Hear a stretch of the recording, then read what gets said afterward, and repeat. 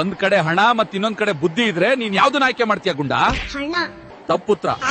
ನಾನು ಬುದ್ಧಿನ ಆಯ್ಕೆ ಮಾಡ್ತಿದ್ದೆ. ನೀವ್ ಹೇಳೋದು ನಿಜಾನೇ ಸರ್. ಯಾರ ಹತ್ರ ಏನಿಲ್ವೋ ಅದನ್ನೇ ಅವ್ರು ಆಯ್ಕೆ ಮಾಡ್ಬೇಕು. ಗುಂಡ, ತಾಜ್ ಮಹಲ್ ಯಾರ್ ಕಟ್ಟಿದ್ದು? ಯಾಕೆ ಸರ್ ಸರಿಯಾಗಿ ಕಟ್ಟಿಲ್ವಾ? ಎಕ್ಸಾಮ್ ಅಲ್ಲಿ 5 ಮಾರ್ಕ್ಸ್ ಬಂದಿದ್ರು, ನಗ್ತಾ ಇದೀಯ ನೀನು? ಸರ್ ಆ 5 ಮಾರ್ಕ್ಸ್ ಹೆಂಗ್ ಬಂತು ಅಂತ ಯೋಚನೆ ಮಾಡಿ ನಗ್ತಾ ಇದೀನಿ.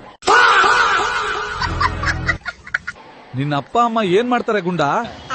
ನನಗ್ ಗೊತ್ತಿಲ್ಲ ಸರ್, ನನ್ನನ್ನು ಬೇಗ ಮಲಗಿಸ್ತಾರೆ. 5ರಲ್ಲಿ 5ನ ಕಳೆದ್ರೆ ಏನ್ ಉಳಿಯುತ್ತೆ ಗುಂಡ? ನನಗ್ ಗೊತ್ತಿಲ್ಲ ಸರ್. ನಿನ್ನ ಹತ್ರ 5 ದೋಸೆ ಇದ್ದು ನಾನು 5 ದೋಸೆನ ನಿನ್ನಿಂದ ತಗೊಂಡ್ರೆ ನಿನ್ನ ಹತ್ರ ಏನ್ ಉಳಿಯುತ್ತೆ? ನನ್ನ ಹತ್ರ ಬರೀ ಚಟ್ನಿ ಮತ್ತೆ ಸಾಂಬಾರ್ ಉಳಿಯುತ್ತೆ ಸರ್.